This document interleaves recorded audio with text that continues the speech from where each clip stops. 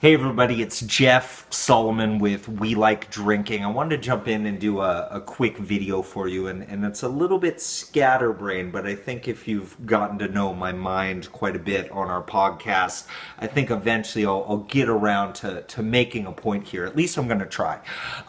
So Thanksgiving is coming up pretty soon, and a lot of times people are asking, what's a good wine to pair with Thanksgiving? You're going to hear a lot of people talk about Beaujolais Nouveau, which is a wine coming from the Beaujolais region of Burgundy. Beaujolais is the only region where they make red wine with a grape other than Pinot Noir. They use the Gamay grape. Beaujolais Nouveau, it gets a lot of excitement around it because people are excited. It's going to be the first 2015 wine that you can taste is going to be the Beaujolais Nouveau. Beaujolais Nouveau always released on the third Thursday of every November. So it does generate a lot of excitement. It's always something that's available for your Thanksgiving table. It's always something that's going to be there for Christmas. And people like to say that it does pair pretty well with a lot of those foods that are going to be served there.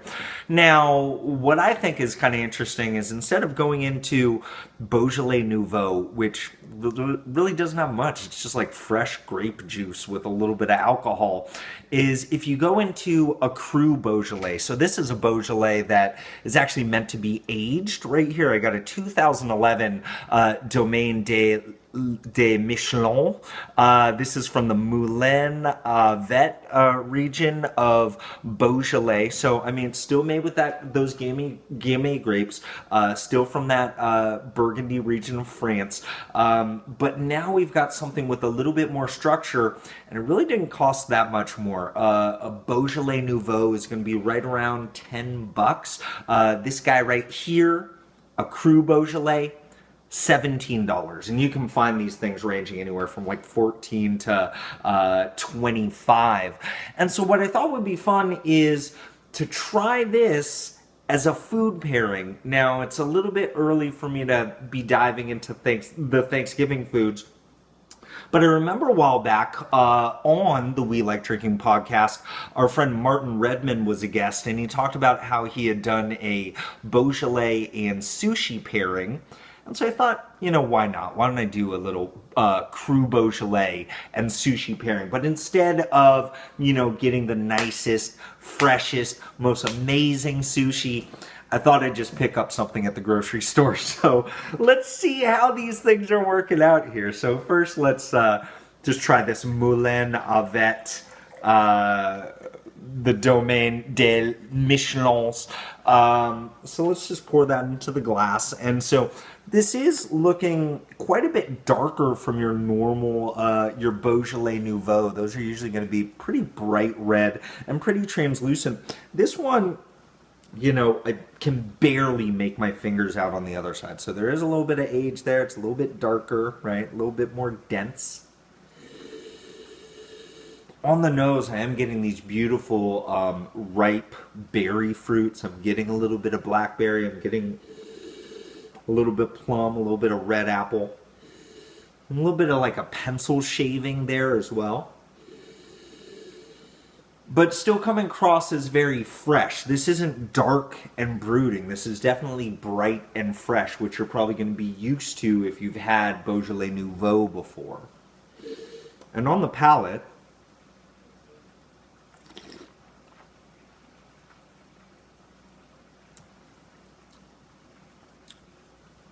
I can really see the appeal here.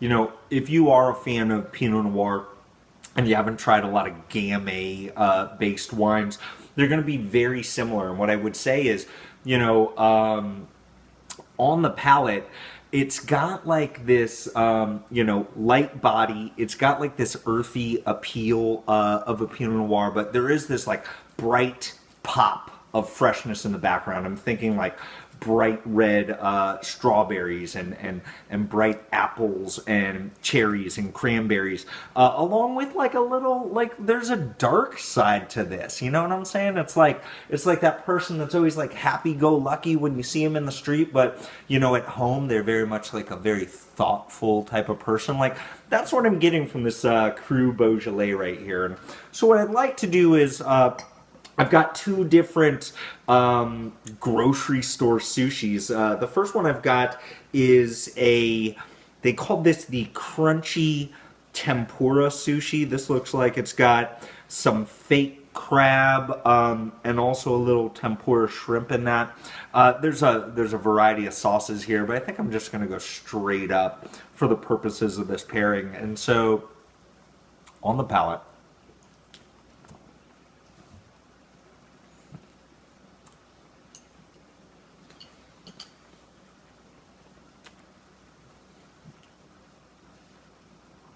the thing about grocery store sushi is that rice was made like 10 hours ago. So it's very like dense and chewy. And while, you know, tempura is such a delicious flavor and texture, when it gets cold, it gets kind of sloppy. So right now I've got this doughy type of thing happening in my cheeks. And really, I just need this Beaujolais to wash it down.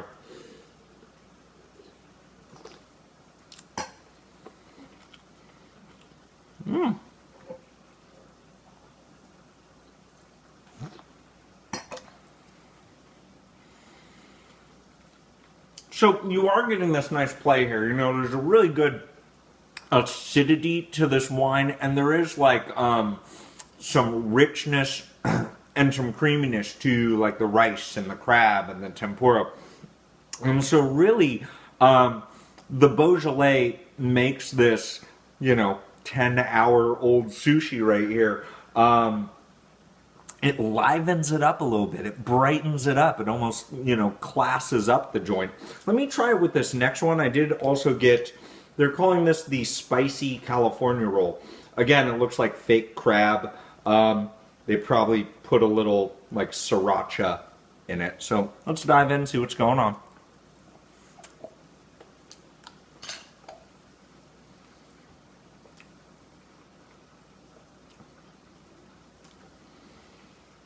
Not really that spicy. I mean, there's a little bit of a kick there. And let's hope that the alcohol in the wine doesn't kind of overpower, make that kind of a bad decision.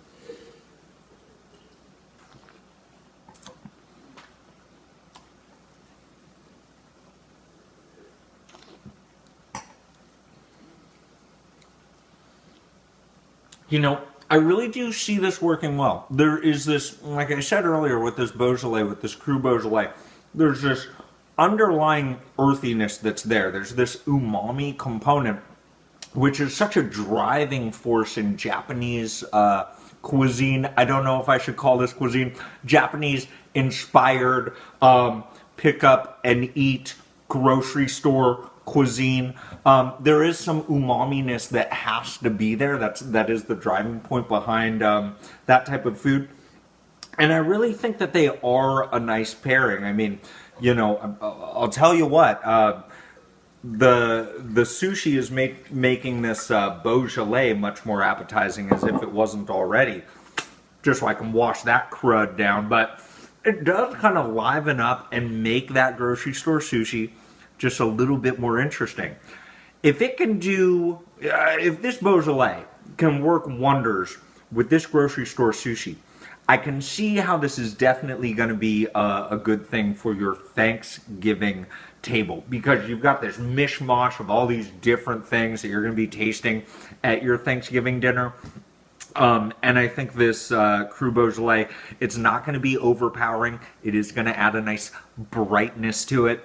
I think you're really going to enjoy it. And for 15 bucks, 17 bucks, it's not going to hurt the piggy bank either. You know what I'm saying? All right. Well, till next time, cheers, everybody. Leave a comment. Let me know what you think. Bye.